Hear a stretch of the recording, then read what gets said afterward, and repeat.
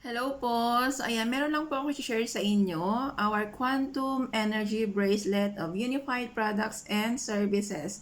So ayan po, meron po siyang negative ion, okay, for infrared, okay, germanium and magnets, okay.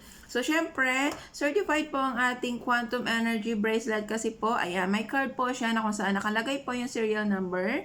Ayan. And of course po, makikita po yung health benefits. Ayan, meron po siyang simple booklet na kung saan po makikita ang ating health benefits po ng ating Quantum Energy Bracelet of Unified. Ayan po, nakalagay siya sa box. Ayan, and of course, syempre, naka-plastic po siya. Ayan.